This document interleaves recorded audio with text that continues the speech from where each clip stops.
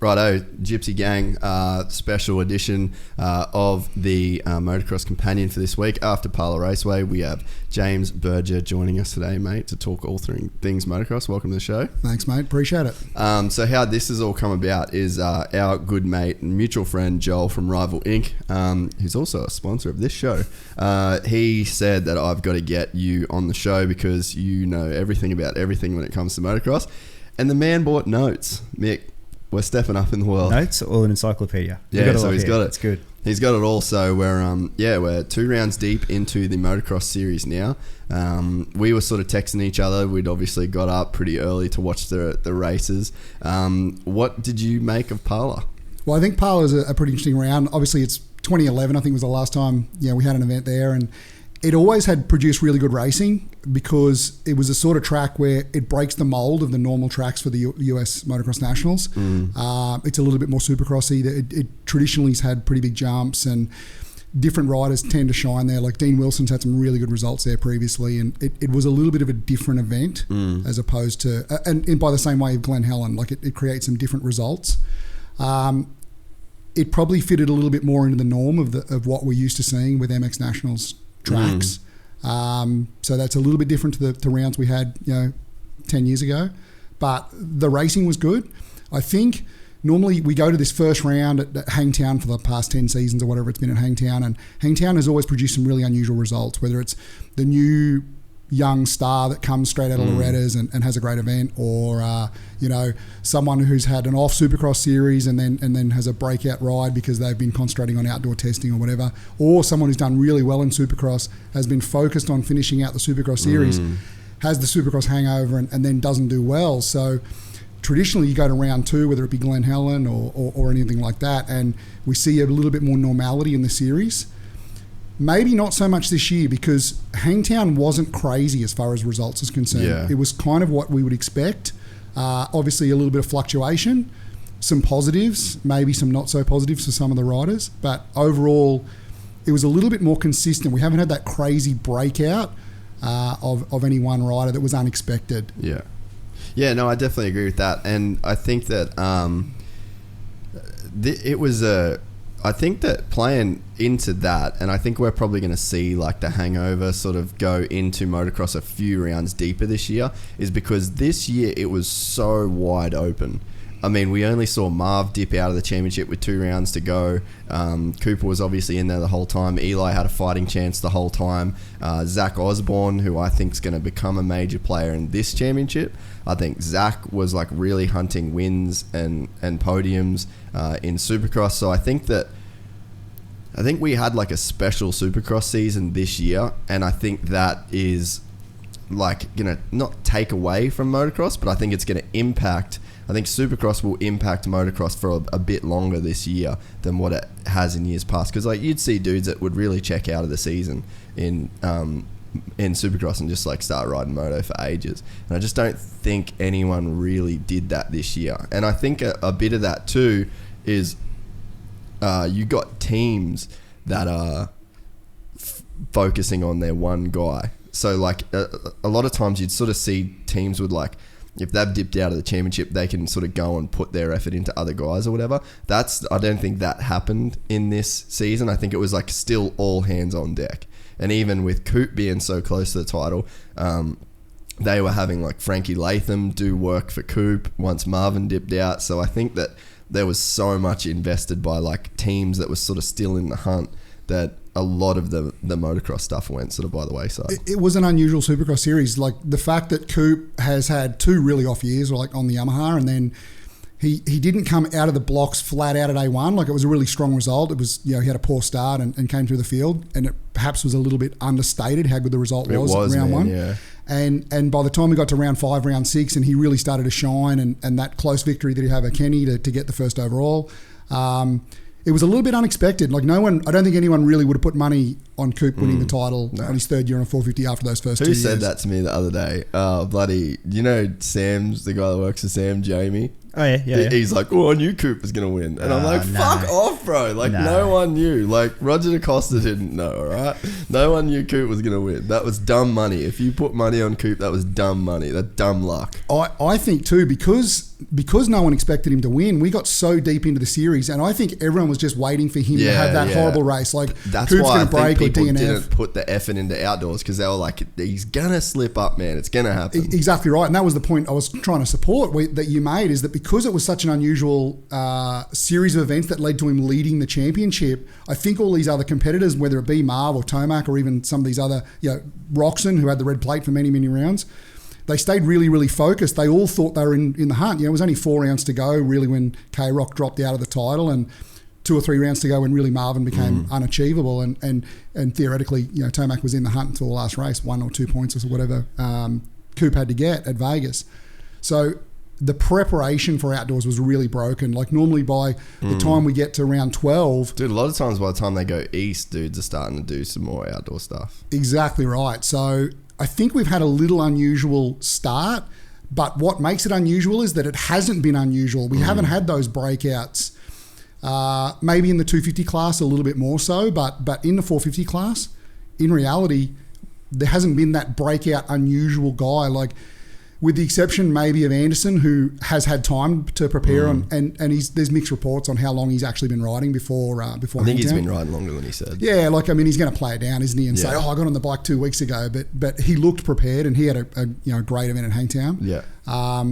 So he's maybe the biggest surprise, because if you believe the hype that he hadn't been riding, then maybe he was the surprise of Hangtown. But it's the unusual part of this season is that it's not that unusual. Yeah. It's sort of business as usual. Exactly right. Like, it hasn't been crazy. It was weird that the track prep, because that's what I was saying to Mick, like when we did the last show. I was like, dude, Parla, like the track is so gnarly. Like, it looks like this dream dirt, and it is probably the best dirt in Southern California, but like they didn't prep it. And like the years, so I was there in 2010 and 11, and when Dino won, was just like, he was fucking ripping, dude. Like, and it was so technical, the track, and not technical in terms of like jumps or anything that you would normally associate a technical track with. But it's just the dirt and how thick it is, how deep the ruts get, and it's like sort of like a sand track, but without it actually being a sand track. Yeah. And then and I think that's like one of the best things about the track, and they just didn't rip it. Like, it was dusty. I was like, why not, man? Like, but I think that a lot of people complain that it got too rough for those last nationals, but like, what is too rough? Exactly. In that level of the sport, like, I want it to be as gnarly as possible. And perhaps there's almost fall into this cookie cutter of the tracks now. Like, the prep has become so similar, especially on the East Coast. The preps become so similar, and whether they add sawdust or sand or something to make the soil more loose, they become really standardised, with the exception of a couple of unique Southwick, Unadilla, Washougal especially, because it gets slick. So maybe the thought is that they didn't want to rip it so deep and become that standard East Coast, rip deep track, especially because obviously Parla can be fairly fast. It's a fast track. It was super fast. So maybe that's what they were trying to avoid. If they don't rip it so deep and it doesn't get as rough, then the speed is not as much of a concern. So maybe there's some validity to the way they approached it, but perhaps it made the racing not as exciting because there wasn't as much dicing. But in conflict with that, we saw the results of Moto 1 in 250, where less than 4 seconds for 5 riders at the end of 33 minutes or whatever the Moto went for. Like, that's kind of unheard of. There is this weird thing that I get where, like, I want the good guys to separate, but then I also want to see like a finish like we got in that first Moto. Have you watched them yet? Yeah, I saved Eilers away. I watched the highlights package for it. So. Oh, yeah. But yeah, it's like I selfishly want it to be like as rough and as gnarly as possible, but then when you do that, you get like the Chad, Ricky, James effect in Supercross, and it's like 3 dudes can ride the whoops and then everyone else sucks. So it's like, I don't know, I go back and forward with like wanting that, but I don't think that the track prep hurt the racing. I think we got like really good racing, and it's weird though, because it's like how much of like can we even bank on any of these results now, because it's like it was a pretty much a highway, and those dudes just sort of hanging it out. In addition to the smooth prep, it was 21 degrees. Yeah, it wasn't hot, eh? Like obviously these guys, anyone that's in that 40-man gate, like they're pretty bad dudes. Yeah. Even the guy getting 40th and it's 8 seconds a lap off the pace, like he's a bad dude. And the reality is that it wasn't that hot, so that lingering issue that K-Rock was dealing with in Supercross, and we don't know how serious it is because he hasn't fallen off the pace from a fitness point of view at either of these first 2 rounds. I don't think he had the intensity in that second moto though. I reckon he fell a bit more flat than what we've seen him in that second moto. What I wonder about K-Rock though, we saw it really specifically at Hangtown and Moto 2, was that he looked conservative in approach. Yeah, you never know that now with him, eh? The conditions got really hard at Hangtown, so I wonder if we go back to arm injury Roxon, like up to race 3 2017. The dude was just on it, like crazy ball speed, on it all the time, and he hasn't shown that level of speed. And we don't know whether it's by choice or whether he's fear is more of an option or any of these things, but we haven't seen that just crazy balls, K-Rock, just hold the thing wide open speed. Maybe his approach to racing is different. Obviously, his mindset could be different. He's been dealing with some personal issues. Blake got hurt this year, who he's obviously really close with. His trainer and brother-in-law. So maybe his approach to the series is different. We sort of saw that in Supercross. He didn't really do anything crazy. He was a lot more consistent than we would have expected. I feel like there was more of a mental block going on than, like, I think that he made it out like he was being conservative and playing it safe, but knowing him, I think that there was more of like that's all he had, and like he was trying and there's something blocking it.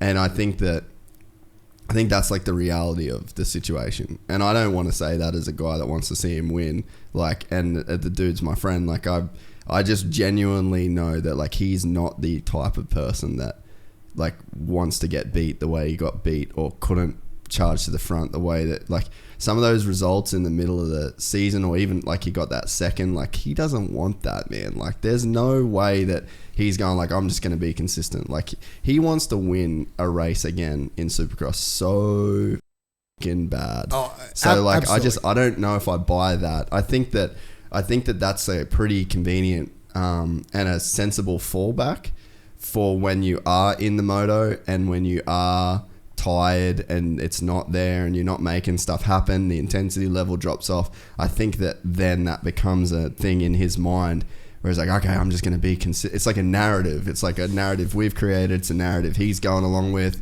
So I think we're the ones that, as like on the media side of it, that are like sort of giving him that narrative. Like that's almost like this safety blanket now. If it's a physical issue, if he and obviously he had a big dose of antibiotics post San Diego Lyme issue, and then he got sick after that, and obviously was pretty hard on his body, and you could see the intensity go away from him in that month or two after San Diego. If he really is struggling from a physical ailment, when this series goes back east and it gets hot and muggy, it's going to show. Like it's really going to show, and that's going to answer all these questions. Like if he really is struggling from a physical preparation or physical state of being, it's going to show when it goes east. It gets hot. It gets into June, July. We're in the middle of summer. It's going to be a different kettle of fish because it's been relatively cool these first 2 rounds. I think it's going to answer a lot of questions. Yeah. What year did Ken win the outdoors? 15? 16 on the Suzuki. Yeah, 16. Can you go to YouTube and see if there's like a highlight? I just want to see him ride there. Like a highlights from. What would be like a good, like go Southwick, like Ken Roxon Southwick, or like 450 AMA Southwick or something like that, because I'd love to see Southwick 16. Is this one? Yep. Let's play this. Oh, here we go. Because I'm just curious to like see the style, These two in a league of their own right now. They're absolutely flying. Next section is going to be a hard left-hand turn. They put another rider, Ronnie Stewart, a lap down. Tomac using it inside. Roxon using it outside. Because like this is Tomac's not any slower. You know what I mean? Look at the difference Like, I don't think that you're seeing Tomac being worse of a rider here. Like, he's still this good. You know what I'm saying? Yeah. I think Definitely. looking back to 2016, this was probably the best race Tomac had all year. Tomac was amazing. Southwick 16, he was driving high in the berms, carrying corner speed. This was an amazing event for him. Yeah. That's what I'm saying. So it's like the Ken that we're seeing right now is... But I just wonder, like, is this dude different, you know? I suppose that the question needs to be how much of it is physical and how much it is psychological. Yeah, that's what I'm saying. He's been through, a tremendous, adversity over the last couple of years. Like, the big injury in 2017, then hurting his arm again with Webb in 18. Can you just mute that for us now, mate? Just keep the video going, but yeah. As well as obviously the emotional and psychological impact of Blake's injury and these other things that he's been dealing with. I think this is going to be a big year for Ken. Like, how he finishes this outdoor series could be a bit of a prelude in how he goes forward in his career. Yeah. No, I totally agree. Like, I'm like, it's a weird thing where I'm happy for Ken as a human, and I'm almost sad for him as a competitor, because I feel like man, that motherfucker was wild. Like, when I first moved to America, like, we both moved there together and we lived across the road from each other, and he stayed at our house 99% of the time. He was a wild kid. And the stuff, like, we'd go to the tracks and he was a wild kid there. And then you'd go out and he was a wild kid there. And he'd bring girls to the house and he was wild there. And it's like that there's a correlation between, I think, and not everybody, because you look at Tomac and he's not that guy, or you look at Dungey and he's not that, like, wild dude. But it's like everyone has, like, their own thing that makes them great, right? And I think that as soon as you take you break the horse, it's almost like that thing, that little bit, that extra 1% that would let him, do like this, have this kind of moto, is just like, does that go away when you break the horse? But it's like, I think his life, he's in a better place. He's married now. His wife's awesome. That's the Savage family is a great family. He's mending stuff with his dad. He's got great people around him, so it's like he's making a lot of money. So it's like the dude, in terms of, like, his life that he's got, like, I'm super happy for him. He's really built a life. But it's like, can you be that, can you play Happy Families and still be the savage that you need to be? And, like, you look, for instance, like Cooper. Like, Cooper's straight savage. He's the alpha dog in that park right now. And it's like, I just wonder with Ken, like, and I think that, you can have those narratives and you can say, like, well, he's being more mature now, but it's like, I don't know if that's enough to win now, man. Yeah, maybe not. And we go back, so 2016 outdoors, he won 20 from 24 motos, I think. And I think this was one of the few events where he actually got schooled by Tomac at Southwick. And then we go into 17 Supercross Series, and at A1, he just made the field look silly. We went to San Diego, and he made the field look silly. And then even at A2, when he got hurt, he was killing it. He was the class of the field. Like, he was the class of the field that night, and I will remember that night being there forever. Were you there Yeah, we were there for that round, yeah. Actually, Joel and the boys were there as well for Rival. Yeah, so, right. That was when they were first expanding the US market, so we all happened to be there at the same time. Yeah. That was a pretty serious night. Like, that's going to forever have an impact on his career, like, for the rest of his career. Man, the crazy one I was there for was when Trey Kennard got jumped on. That was, like, right in front of me, dude. Like, we were sitting there, like, they had the industry seating there, and that was, like, the heaviest night, dude. Like, you could feel, like, you just knew what that energy meant, And, like, Kennard never came back from that. Exactly right. So, I mean, and it's not the standalone event, because then obviously he got hurt again last year, and then what happened to Blake? Like, there's a lot of things that are going to have an impact on his career. And, like, I'm a K-Rock fan and have been since day dot as a 16-year-old kid. Yeah. On an RMZ 250, that's killing it. But let's see. This is going to be a big year for him. Yeah, I think so. From what I see, on the outside, this is a big year for him. He's got another 3 years with Honda, no doubt. They ponied up. He's getting paid. He's got a long-term relationship with Fox. He's sorted. He's dialed. Like, financially, he's now sorted. But how's this next 3-year contract extension going to go? I think this year's going to answer a lot of questions. I'd like to pose a bit of a question to you both, and obviously there's outside influences there, with maybe there's an illness, maybe there's obviously a recovery from injury. How would we see a Ken Roxon on a KTM at the moment? Would there be a difference? I don't know that. I think just from there's a structure issue at KTM that I don't think he. Like, I know he just didn't enjoy. But I wonder probably now, not so much contract all that time, but I mean riding just that the bike. motorcycle away from the Honda. Like, he's beating his teammate. He's doing all the things he needs to do in that period of time. What would Ken Roxton be like on the KTM? Would it be a better fit again? Man, there very well could be a. Yeah. Like, I'm not sure. Like, it would be so hard to. It's hard to picture, obviously, Yeah. but I just wonder, as well. Yeah, no, I mean, it's a super good point. Like, I said it on here last week. Like, you talked to Todd, and Todd rode factory Hondas in Europe, and he said that his stock Husky is better than the factory Honda that he rode in Europe. So it's like, it's fucking crazy, dude. And it's crazy to think that a bike can be that much better than what, like, Honda, like a multi-billion-dollar corporation, can make. Like, that's a trip, dude. I think they have such a unique approach to how they run a business. They broke the mold on motorcycle manufacturers, and they're obviously a relatively small company from a corporate structure compared to their Japanese competitors. You look at any of the big Japanese companies, their recreational products or motorcycles and watercraft and ATV and all these other things they make makes up such a small percentage. I think with Kawasaki, I was reading once that Kawasaki Heavy Industries, their recreational products division is less than 1% of their gross revenue for the year. Yeah. So this is a big corporate giant. One of the advantages that the KTM Group's got is that it is relatively small, though it's a big company, and they can make changes on the fly. Like, you look when they first signed Dungey, and they didn't even have a bike built. Like, they were still dealing with the prototype stage, and he was racing that motorcycle the next year. Yeah. They got it through homologation.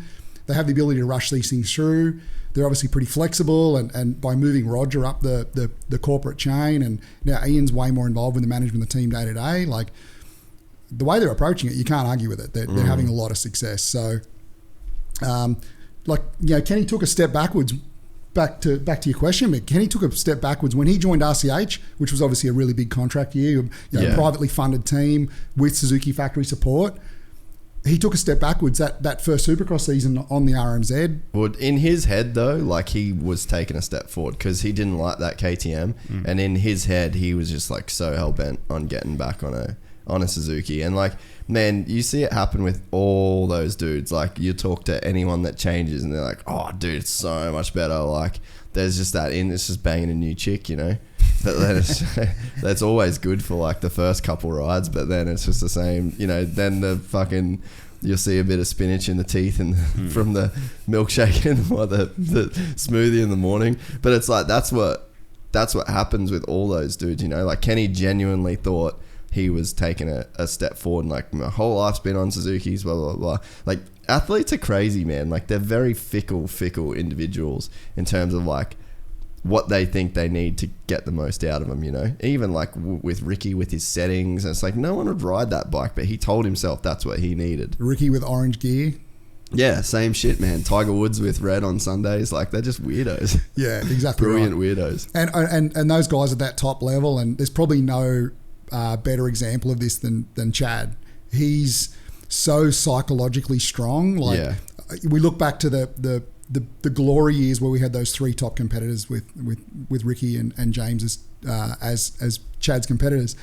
And, like, Chad would go to an event and get schooled by the two best motorcycle riders of all time, and come to the line 7 days later, and in his mind he was going to go and smoke those better guys. than them, yeah. So these guys are they're a special breed, they're a special creature. Yeah. And I suppose they make a lot of these decisions based on the way they approach it, and maybe different to mere mortals like you and I, but exactly. That's why they're different. Yeah, that's why they're different guys. It would be interesting, like, for Ken to jump on that bike or have some time on that bike, because like, well, when Sleater was on the podcast, did you listen to that one with him? I haven't heard that one yet, dude. That's like, he's a gnarly dude, but, like, for him to say, like, just how good those bikes are, and, like, he is not full of shit.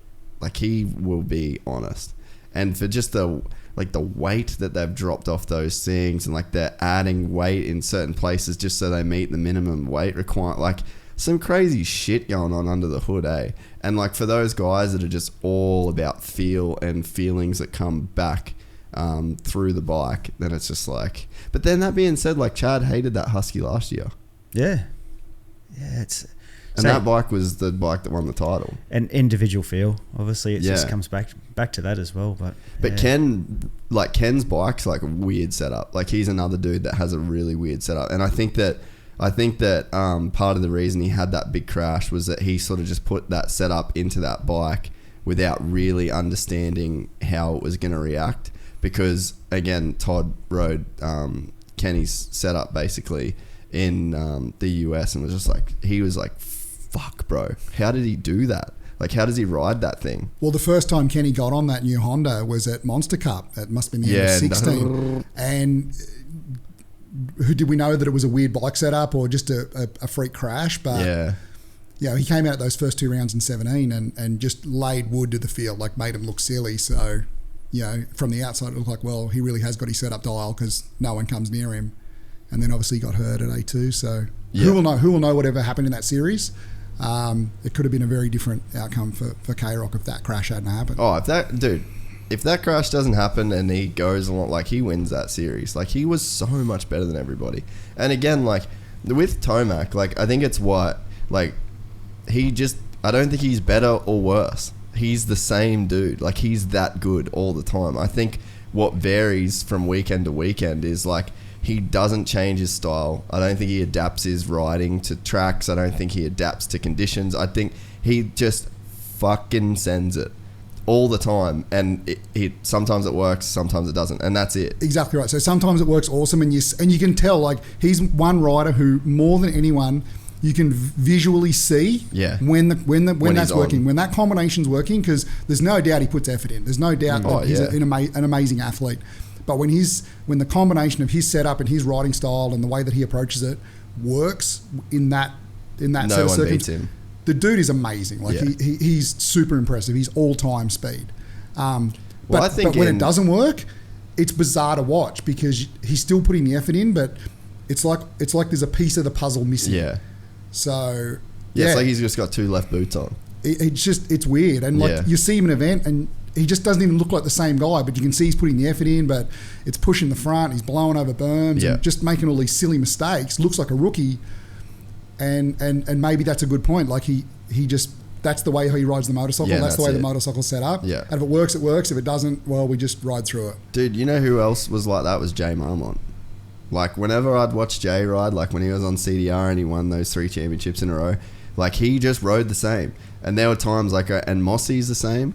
You'd see Jay coming out of some turns and like literally like wrestling the bike, and it's like because there was no specific technique, you didn't adapt to this particular turn or section at all. You rode it and then you just fought it, and either you win the fight or you lose the fight. And I think a lot of it, that's the attitude that those guys have. A lot of it that can change this approach is bike setup, because when you get to that level and there is so many variables that are adjustable. Like, okay, so under AMA rules, they have to run OEM swing arm cases and frame, but obviously there's some grey area with the rules. But you start talking about like pivot bolt thickness and fork offset, and then all the suspension variables that can be adjusted. And I think if a rider doesn't really grasp the technical side of it, they test themselves backwards. Yeah, they all do. And if they fall in that trap where they start testing themselves backwards. And maybe Eli's been through this, so he goes, okay, I've got this set up, I know it works, this is what we run. Because if he searches for improvements and performance, perhaps he's testing himself backwards, and that would be pretty scary at that level. Dude, I saw Dunge one day, we were at Carmichael's, and Dunge rode out of the thing, and we were there filming with Ricky. And so Dunge rides out, this is when Big Rick was his mechanic, like practice bike mechanic, rides out, does a couple corners, comes back in, he's like, I need you to change the sag $500,000. And Ricky just blew up, dude. And I was just like, God damn, Ricky's ruthless. But he's like $500,000 sag, really? You can tell $500,000 sag from that little quarter lap that you did. He's like, dude, you're kidding yourself. And like, so he went on a bit of a rant at him. But like, it's funny because when I was with JDR, you would hear like, so Nate Ramsey is one of the guys. It's like a brilliant tester. Ivan Tedesco, brilliant tester. Travis Short, brilliant tester. Apparently Ernesto Fonseca was really good as well. So you've only got like in this whole sort of era of riders, and Mike Sleater, amazing test rider. That guy, for whatever reason, is so in tune with the motorcycle that he can develop a motorcycle from scratch. And he'd have, on the podcast, he was saying he had times where Dunge would get so lost with setup that he'd ride their bike because it was two separate. It was R&D US and then the race team, and they'd both do their own stuff. Yeah. And then like he'd get so lost that he'd come back to that bike and he'd go, all right, just let's start from here and then we'll go again, because there is just too many variables. And Pro Circuit, they'll go, there's an A and B, and you get A and B engine, A and B suspension, A and B chassis, A and B whatever, and that's it. You literally can go, if you're Austin Faulkner, you go, like suspension A, chassis A, motor B, and whatever. Like, that's all they get. And that's probably why that team has done so well. I was going to say, it's proven, and the reality is too, you got to look at the riders they have on the team. Like, I mean, Pro Circuit, for example, has always got the Team Green kid that's straight from Loretta's. And that's a skill that a rider's going to take years to develop, to learn how to test. So by not giving those thousands of options that are available for these factory teams is probably a really positive step forward, and give them basic choices and set the bike up so it works better for that rider, but don't let them test themselves into oblivion. Well, I think too that you ruin these kids at such a young age with like all of the we got to test this, and the kids don't know what they're talking about, and I think that when you strive to give your kids the best of everything, and you're like bolting something on just because it is bigger and better and whatever, like, you don't know. Dude, straight up, Jackson Richardson won a national title at Coolum, and I pushed his 85 they had their van, I pushed it into the van, and his fucking headset was fully loose. Like the triple clamp, the whole headset, it was going backwards and forwards. And I was like, what happened to that? And he's like, oh yeah, it was like that all day. Won a national championship. So it just goes to show you what kids know. So then it's like, but once you start, like, you see the mini dads and they're like making these kids test, and there's so much pressure on them to like give an answer that they're just like, oh yeah, it's way better, or no, it's not as good, and then you just start believing the bullshit that you're sort of spinning. I don't know is still an answer. Yeah. And that's, I think, where a lot of the kids go wrong. I don't know. I can't feel the difference. And I think that's what you should say. Yeah. People forget to like the variables as well. Like every track's different. Oh, the track changes every lap, man. Like there's so many variables as well. Like you need to be a tester that understands everything like that. A lot of racers that can't test any, like whether it's road or dirt, they just can't test anything like that. So yeah, it's its own trade basically. There's only a very few that can do it. Oh yeah, a handful, man. There's only a handful. Do you want to pull up the Parlour highlights and we'll just give them a little cheeky watch? Yeah, bro, that was a good tangent we just went on. Yeah, no, it is crazy the way that you can get lost in the sauce when it comes to that kind of stuff. But yeah, I think that's the thing with Eli, is that, yeah, like that, because that's like one of the questions people ask me the most is about Eli. Where'd that volume go on that? I muted it. Oh, on the thing, yeah. Oh yeah, skip all this bullshit.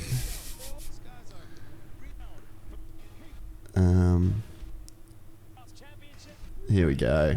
I need to text Davey and see if we can actually like use this footage, or if they're gonna. Dude, Cooper's the man, eh? I love that dude's style. Hunter had a blinder in that second moto, man. Dude, well, I guess we're gonna stand alone and talk about that, but oh my god, he looked so good in that second moto before he crashed. One thing, talking about the crash there, when he was walking back to the pits and the pit reporter grabbed him, he made comment, and I'm not sure if anyone noticed it or if I misunderstood what he said, but the way that he described the problem with the motorcycle, why it didn't restart, he said that it had crankcase damage or oil filler damage and it was losing oil, and the way he described it was like the bike had a problem before the accident, and if you look the lap before, the bike went off the pace. He lost a lot of ground. Oh, really? And from what I saw from it was that the motorcycle had a mechanical problem in the first moto. And he slowed, and that's why he had the crash with Smith. Go back. Can you go back to that then, man? Yeah, that'd make sense, because it just didn't make sense that like Jordans wouldn't make a mistake like that. You know what I mean? And it was go back a little bit. Like riders just don't run into each other like that. And it's such an unusual crash. Yeah, like he did look slow, like really slow coming out of there. Well, even the whole lap before, like he lost a lot of ground and he didn't look like himself. He didn't look aggressive. He looked really sort of subdued on the bike. Yeah. And for me, when I heard him say that, it started to make sense because it was such an unusual crash. Yeah, no, you're right. Yeah, you don't see dudes that are that good, like, because essentially like that crash happened because Jordan Smith mistimed Hunter's exit of that turn. Like either he's going to mentally know that yes, I'm going to carry enough speed to come out in front, or he's going to come out in front and this line will be fine. You don't make a judgment error that's that significant, I don't reckon. So yeah, that makes sense now that you say that. Definitely does point to something like that then, doesn't it? Yeah, it was just the way he worded it. Pause it. All right, so first moto, we've got Justin Cooper who put a waxing on the field. He was 2 seconds a lap faster, man. Because I think I looked at Wilson's lap times and he was 6 seconds off Cooper, I think, in qualifying. Yeah. I think he was 2.5 seconds in time qualifying. So I think he was 2.5 seconds faster than AC in second, and I think he was 6 seconds faster than Wilson Todd. So like he was moving, dude. RJ Hampshire, that's a pretty good showing for him. He was solid, man. Like that whole top 4, top 5. Well, realistically, it was a top 5 that was super close. And then you're going into Christian Craig, very lackluster sort of season for him so far. Ferrandis, I'm pretty surprised by. I thought that he would be a little bit faster, but like I think me and Mick talked about this last week. Like, who gives a fuck? Yeah. You just won the Supercross title, bruh. I'd be going to Hawaii or Tahiti. I'd be taking my chick and just banging it out. I'd be doing 20. I'd go 24-0 on that train before I even thought about riding another motocross bike. So, tell you what's really exciting for the sport too is just the brands. Like, look at the brands there. Like, how often do you see a spread of brands up the top like that? No, you're so right. And even weirder to see a Suzuki in the top 10. And not a KTM. Yeah. No KTM in there. That's like super weird. That's an anomaly for the lights class. Man, I think that the boys are struggling with the new bike for whatever reason, but I don't buy it. I think that Shane and Jordan are having some, I guess, not personal issues as in like off the track, but I just don't think they're where they need to be, which is unfortunate because, man, like we talked about this a bunch like in the Supercross Companions, but like talk about a team that's got like every single thing to succeed. Perfect recipe. Yeah, they're on a KTM. They got Tyler Keefe, who's like, I think is one of the coolest dudes in the pits, like one of the most level-headed, down to earth, like riders can relate to him. He's a young dude. He's a super cool dude. And it's like they've got all this, all the great backing. They got Red Bull, they got the Troy Liga, and it's just like they just haven't produced. It's like they've got all the pieces of the puzzle and they just haven't worked out how to put them together correctly. Yeah. But I just, man, it's such a hard deal. Like you look at the dudes that are up there, like, but then I don't know, man. Saying that, it's like, what's to say that Justin Cooper's not this insane standout? Colt Nichols isn't this crazy standout, like it's not like we're just seeing this top 10 that's just packed with prodigies. Like AC's a prodigy for sure. Other than that, it's like they're all just hardworking dudes that have that are riding super fast. This could be a really interesting series for Cooper because Justin Cooper last year showed flashes of brilliance, but flashes, that was it. Yeah. Couldn't really close the deal. There was no sustained excellence. Yeah, couldn't close the deal. Just flashes of brilliance. Obviously had raw speed.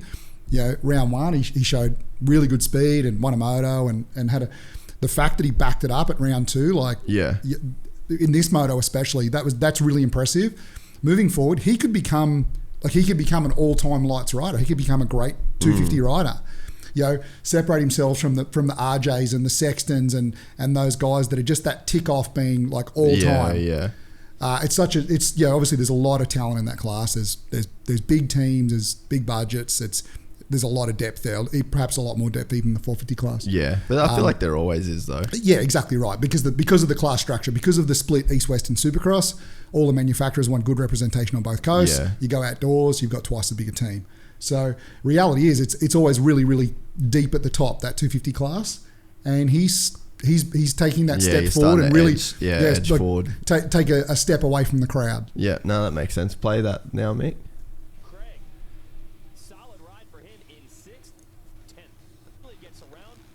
Harrison, Muscan, and a whole heap of talent in the mix. Yeah, this was another cool moto, dude. I love that jump, dude. So that'll put Muscan to the number 2 spot, and then Like this is pinned. Like this is straight rhythm right now. It's like a this is slight bend rhythm. Yeah, how weird was that? That moose coming out like Pull that. the moose out. Dude, Ben LeMay has been like a top 10 dude, pretty much every moto except for that. Man, you know what else that I don't think got mentioned enough was Lappers, eh? Like in this moto, Ken got jacked by Lappers at that one point there, eh? I feel like Kenny could have won this moto with a bit better luck Lapper wise, but I mean that's just how it goes, you know. And looking at this 450 class, like, what's next for Marv? Man, we've been saying That's the that, eh? question. Like, we've been talking about it. Like, what else can he have to, like, it's all there and he's just not doing anything with it. Like, like Marv's not a young guy. He's one of the oldest guys in the class. Like, he's older than Dungey. Yeah. Or the same age as Dungey. So, he's played that bridesmaid's role both in Supercross and Nationals now in 450 for so long. When's he going to lose? When's that window going to close where he can win a title? So, we talked about K-Rock before. This is a bit of a make or break year for the future of his career. I think even more so for Marvin, because if Marvin can't get it done, perhaps he'll never get it done. And it's no disrespect to him. He's an amazing athlete. He's got the most unbelievable throttle control and technique on a motorcycle. But who would have thought, we're 5 years deep on his 450 career now and he hasn't won a 450 national championship, and K-Rock has 2. So it's almost, I hate to use the word disappointment, but it's nearly almost disappointing for him to be in that I just don't situation. think that he's good enough to win. Like, at the end of the day, like, I think that he's amazing and the technical ability and there's just that level. There's just levels, man. Like, there's just levels. And, you see in so many other sports too, where it's like, jiu-jitsu is like a good example. There's some guys where it's so clear because it's like just such an individual sport that's like, it's only a human thing. It's not, there's no motors, there's nothing else involved in it. Like all fighting combat is like that. A perfect example, Daniel Cormier versus John Jones. Daniel Cormier beats everybody else in the world, can't beat that one dude. Just can't beat, he is not good enough to beat that one guy. And it's like at the level that these dudes are riding at, the stakes are the high. Everything is at the red line of human performance on a motocross bike, whether it's in a stadium or outdoors. You're just gonna have dudes that you just can't beat. And it's like Chad's like the one dude that I think beat the guys that he shouldn't have beat, if that makes sense. Like, to have seasons where, like, if you put James and Chad on a bike, 99 times out of 100, James is going to have a better lap time or is going to do the bigger section. But not even just Chad. Any person ever to ride a bike in the history of the sport. But that's what I'm saying. So, like, but that's the level, right? And then, so you add Marv, so it's like, I just think we're looking at the same thing. Or like, you have like a dude like Wyndham. Wyndham never won a title. And it's like will go down as history as one of the best dudes to ever ride a motorcycle. Everybody's favorite person to watch ride a motorcycle. He just wasn't good enough. And it's like, it sucks that is the case. And it's like, I think that, you always want to wonder, and when a guy can go out and win races and the speed Marv showed this year, you're like, he's got everything there to win. And it's like, well, maybe he doesn't. Maybe he just doesn't have what it takes to get a championship. Like I've said, like before on the show with you as well, like it's Denny Pedrosa in MotoGP. Same, yeah. You've got this guy that's got the most amazing talent, comes second in so many titles, and could become a world champion in a premier class, but there's just one little piece of that recipe There's just that's something missing, yeah. And I'm sad to say, I don't know. Marv's obviously got the talent, but I don't think he's going to win one. Yeah, I can't see it either. At the moment, he's dicing for podium positions, but we're about to add some more variables into this. Like Osborne's obviously going from strength to strength. Like Osborne's going to be a real candidate. He doesn't have age on his side. Like, he is an older guy for a rookie 450 rider. Yeah. But, we've got, who knows what Savachi be doing out there now if he wasn't hurt. Like, he had such an impressive Supercross series. He was the standout rookie.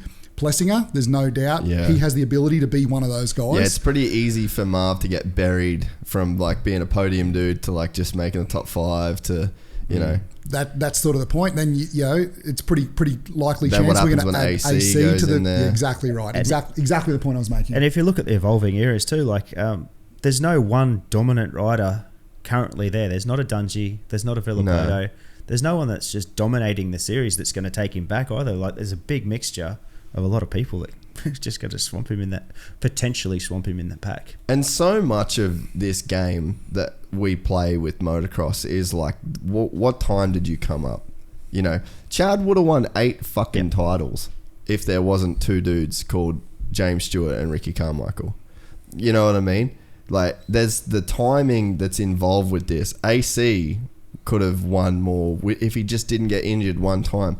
Dean Wilson, that one crash with Tomac. Like, look at the trajectories of these careers. Like, it's so... I think that we take for granted how special a championship is. And that's the thing with, like, with Cooper's championship. Like, that's what I was really... When we were talking about it, I was like, this is so fucking special. This is so... For him to do what he just did, from a 4-year-old starting racing in North Carolina to standing on that podium in Vegas, like...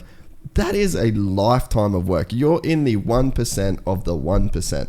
And it's like, I mean, it's our job to sit here and, you know, we want to talk and bench race. But it's like, at some point, you got to be the one. I think you've just got to be like, Marv, he's not good enough. Yep. You know, it's not a sexy storyline, and it's not, but like, you're right, it's not getting any easier. You know, it's about to get harder. You get AC that's coming in, and like, he's going to do some damage if he can stay healthy. And it's like, dude, with Hunter's performance, like, Jesus, if Hunter can ride like that consistently, like the second moto, man, like, well, I mean, we should keep playing this, but actually, Dean Ferris, great ride from him. Before we go into that, put it in another top 10 performance. I think he's going to get like better as the championship goes on too. I think he's going to get more dialed with the bike. And then Todd, shout out to Todd, because he was like 30th on the first lap of the first 450 moto, and I think he got 11th or 12th. Yeah, I think he worked his way back up. Yeah, top 15. He was definitely in the top 15. I think and that's what 11 or Todd 12. does. Todd does not give up. Like, he's a champion at that. Yeah, savage. 16th. I think the second moto he did better. Yeah, second one was 11, I think he got to. Yeah. All right, so here we go here. Yeah, again, like, see Shane out in front. Like, you should be really doing good things with a start like that. Yeah, AC just looks so good, man, again, eh? Pretty crazy, dude, that the way that Hunter caught him, and like, look where Hunter is now. Like, wasn't even in frame before. I think it was like 10 minutes into the moto. The whole trajectory of the race changed because Hunter came on song and they sort of really bunched up again at the front of the field. And it was funny, that hip jump at the top of the hill, for about maybe the 3 previous laps before he crashed, every lap he was coming around, it was like, man, that is so cool. And ironically, it's where he came unstuck. Yeah. Yeah, so that, oh man, I wish we could, can you search like AC Hunter Lawrence battle or something like that? I wonder if anyone's posted that. Because like, just the way that he was riding, dude, was just like so ridiculously sick. Like you can just tell, like, there's a look guys have on bikes, and you know, like, they're going faster than somebody, like everybody else. And the amazing thing was, like, and obviously we can talk about Hunter's ride in Moto 2 because it was an amazing thing, but probably one of the most... this would be it, yeah. That's probably just the one thing. Probably one of the most impressive things for me in that moto was the fact that, like, Hunter blew past AC and pulled a little bit of a lead on him, but AC kept his composure, and it's one thing he hasn't been good at in the past up till this year, is he kept it under control. He didn't just try and crazy ball speed it to blow past him again, and he kept it under control. First time Hunter's led an AMA national moto, and he made a small mistake. Yeah, no, I totally agree, but he kept it. Yeah, he definitely kept it in check. But I think, man, there's got to be a part of that with, like, just how good he was riding. You're like, oh, okay, well, I'm not doing that. You know, like, I can't do that. And I'm glad that Hunter's crash wasn't a crash of riding over his head, because the 4 or 5 laps that Hunter was behind Adam, I'm like, dude, he's got more in the tank. Like, he's doing this really easy. So yeah, I think that's an exciting thing for this. I think it's good too. Like, this might sound like a bit of a cop-out or counterintuitive or whatever, but I sort of like when someone in their rookie season is like out of the championship. Absolutely, because like early. It's like all the pressure's off. Takes the pressure off. And he's 51 points out of the championship, right? Like, so okay. It's a big gap that is not going to get overcome in the next 20 motos. Nah, not with AC riding the way he is. Let's be realistic. Something weird's going to have to happen for this championship to be, to have him in the picture. Be achievable. Yeah, exactly right. The title, I think, is going to be pretty unique with the 250s. Yeah, we've got 7 points or 6 points? 6 points from Cinderella to Cooper. Cooper's in a pretty unique situation. For effectively, he's not a rookie, but he nearly is. Yeah. He's done one full season. He's in a pretty unique situation. Ferrandis has had some up and down results. He got a 7th in one moto. But again, who cares? Yeah, and maybe it's a Supercross hangover, and maybe he was maybe he didn't ride for 2 weeks. Maybe he was just going 24-0 on his French misses. 24-0. Yeah, why not? But he's not out of it. It's 22 points after 4 motos. Like it's not a big deal, and. He's obviously struggled right through his career. Even in Europe, he's never been able to really finish out seasons. He's been injury prone, and maybe he's got that same thing that Cincerella's going through. He's matured a little bit. He's gotten older. He's understanding how to manage this long title, and I mean he's definitely in it. Like he's still got to be 100%. An absolute, if not the favourite, then one of the favourites. Yeah, for sure. So I think this could turn into a really, really interesting championship. I think Colt Nichols has shown.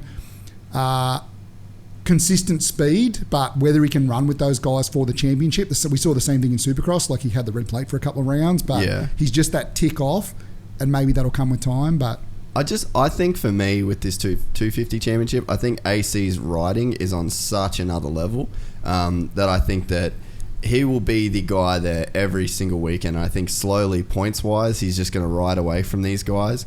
But in terms of the battles for moto wins and overalls and stuff like that, you're going to see like a Sexton will have a good result, a Ferrandis will have a good result, Cooper will have a good result, Hunter will be there, but it's like I think they're going to have enough inconsistent motos to where it's sort of not going to matter. Like I just don't see. So like if Cooper Webb was in there and it was Cooper and AC, like I'm like really disappointed we never really got to see that. Like we never got, those two fucking hate each other. And like they spent their lives against each other, and like that was the classic, like the Villapoto Alessi thing. And it's like we got to see that play out, and we got to see that score well and truly settled.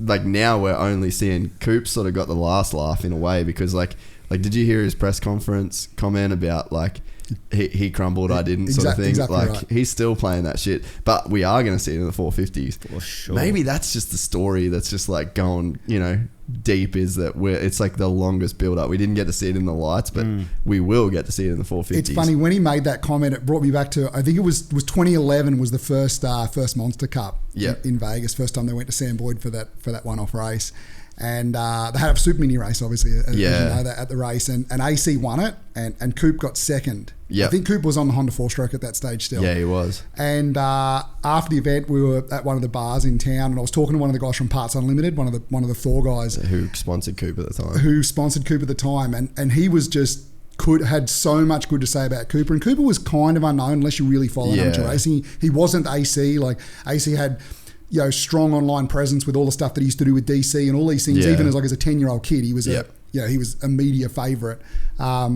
And Coop didn't have that, so it was sort of the first time, if you weren't really in the know, that you really took notice of it. And this guy from Parts Unlimited made the comment like, no, he's going to beat AC. Like he will be when they go pro.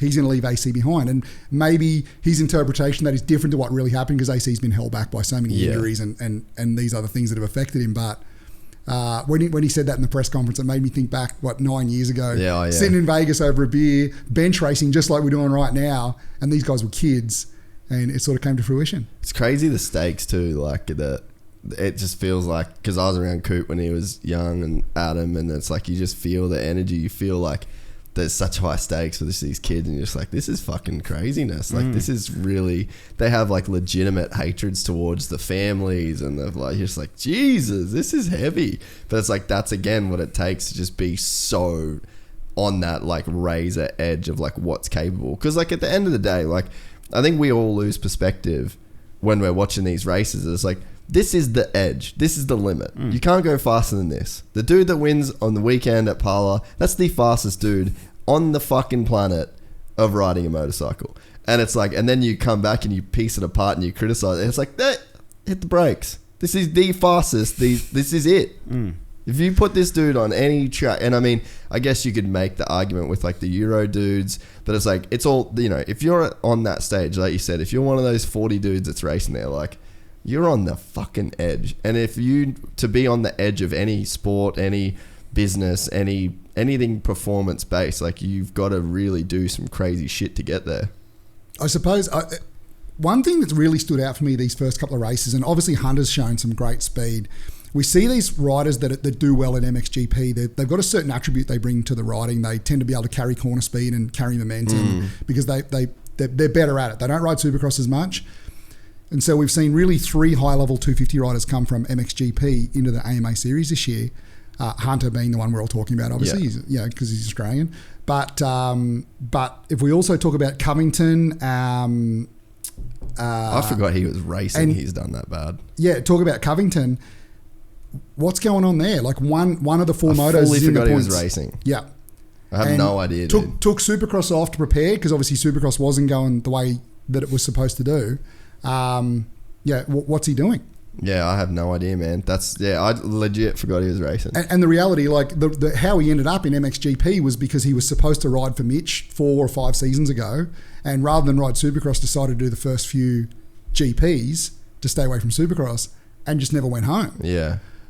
So this guy has lived, breathed, just outdoor racing this whole pro career. MXGP. We get to the Nationals. He took most of Supercross off because the results were there. I wonder what happened. I should try and figure that out. Yeah, I'll text some people and try and... It's an unusual thing. It's crazy that he's got a Rockstar badge on because his dad's one of like the highest up people at Monster. Really? Yeah, like 2IC sort of deal. Wow. So that's what he was like, sort of always slated to ride for Mitch. And then, now he's on Rockstar Husky. Like, such a weird little way that works. That must be like a kind of a weird deal. Yeah. Maybe wonder if they talk about it at the family dinner table. Yeah, I know, it gets awkward. Maybe they just have to drink Red Bull. Get so then their hat off. Yeah, we should watch the rest of this. What time are we running? I gotta be. We got a little bit. 4:50. Yeah, let's watch the rest of this. Yeah, sick battle again.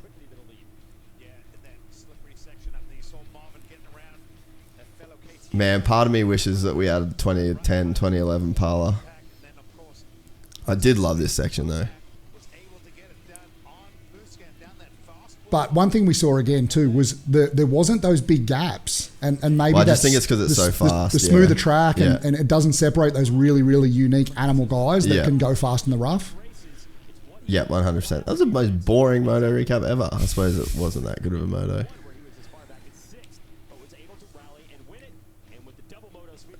It's so weird. Like, you look at Tomac even like celebrating there, and it's just there's no X factor to me behind it. Like, I think Mick lost because I always give him shit. But I'm not like giving him shit. It's not personal shit. No, it's not personal. It's just like he could be so much cooler than what he is, but like there's just he's just so boring. Like, Dunge was the same, like he just didn't have like it was. I think it's just so much focus though. Because like when we shot the homegrown thing and like Dunge was drinking beers every night and like playing pool and batting cage and like he really lightened up. I just think some of these dudes take it so seriously that that's just, it kills any kind of joy that they can extract out of it until after they're done. I think Eli's in a really unique situation too, and right through his career, even as an amateur, like the fact that he sort of hasn't followed the normal route. Like, he never went to Southern California, never went to Florida, just stayed in Colorado. Obviously his father's the man riding mountain bikes and cycling, and they kept all of those things under their own control. Yeah. So, training at home, obviously they see some advantage at training at altitude. It's been successful in other sports for cardio reasons. So he's set in this controlled environment. Yeah. Even more so than even the guys in Florida or in Southern California, where they're exposed to a little bit more. Like, you go to Alden's facility and there's 6 or 7 serious guys, or any of these practice facilities, whereas Eli's is unique because it's Eli and maybe one other guy. Occasionally have another rider come in, so he's so isolated from the rest of the industry. I think it has to have an effect on you. Like, he's never been immersed into that. No, and that it's even, pro-moto dude, lifestyle. like, there was someone telling me, I can't remember, but there was someone telling me that knew, and they said that, like, it was only a few years ago, and like, he's only just been to watch the movies by himself. Like, that's the level of isolation. Like a small town, real, like Cortez, obviously. It must be such a small But, place. like, he never has done anything without his parents, ever. Like, even to, going to the movies. It was only, like, a couple years ago that he even went to the movies without his parents. Like, that's fucking weird. Like, you're making millions of dollars. And, I mean, I don't know. Like, obviously, it's working in terms of like a success point of racing and the career that he's having. He's winning championships. But it's like, you almost wonder whether, like, when he is crashing in Supercross or when he is losing races where he shouldn't lose and things like that, you wonder, should he have a bit more just general life experience? Because you can sit down and have a beer with Ken and talk some shit, and you can sit down with Coop and talk some shit, and it's the same for a lot of these dudes. A lot of them haven't had they haven't been treated as like this precious little snowflake their whole life. And like, Eli's one of those guys where, like, you're not really, Perhaps there's an argument. Eli has this unique inability to be able to deal with, issues. Every time, like, someone will blow past him on the track, and it's almost like he falls to pieces. Or if it's not right, it's crashing twice in the whoops at New York, and like the same, like, that's ridiculous. Like, as a professional athlete, it's like if something doesn't go correctly because it's outside the controlled environment. It's almost like he doesn't know how to process cannot it. Compute. I can't deal with it. And maybe there's some argument that the way that he's lived his life and the lifestyle that he's immersed in, he probably doesn't deal with certain types of adversity, like not getting pushed around the schoolyard as a kid and getting picked on. Yeah. And maybe there's an argument that's affected his ability to process when things aren't in that controlled environment. I agree. And we see the result of that. Like, it was a couple of years ago when he had those few crashes at New Jersey Supercross that really cost him the championship. And he's slow to get up and get the bike going. Like, he never is in a rush. If Coop crashes, like, he's up, that thing is going. There's like real urgency. And he crashed like once or twice in the whole Supercross season, and one of them was a first turn. Exactly right. But if something goes wrong with any of these other top guys, they deal with adversity really, really well. Like, they get over it straight away. Whereas Eli, it looks from the outside like he can't process that if something doesn't go right, it's out of his control, and he seems to almost fall to pieces, and it's just an unusual dynamic. Yeah, no, I totally agree. All right, well, we're gonna wrap this bad boy up. Thanks heaps for coming on, man. We'll make this more of a regular thing. Once we've got the new studio. Thanks for being highly prepared. That's a nice change from this podcast because I'm never prepared. But yeah, hope you enjoyed it. Talk some smack, and we'll message again through next week, and stay in contact over it. I've enjoyed your insight. So appreciate the invitation, mate. Yeah, no, awesome. And Mick, as always, thank you very much, brother. No worries, mate. Appreciate your help. All right, we'll be back for the next motocross companion after this weekend. Where is it this weekend? Colorado. Yeah. So hopefully some good racing there. We'll be back early next week. Thank you to the guys at Boost. Thank you to the guys at Nobby. Thank you to the boys at Rival. And thank you to the boys at MX Store. Thanks for being a part of the show and helping make it happen. Appreciate it. Thanks, boys. Cheers, dude. Thanks very much, man. Yeah, no stress. Oh.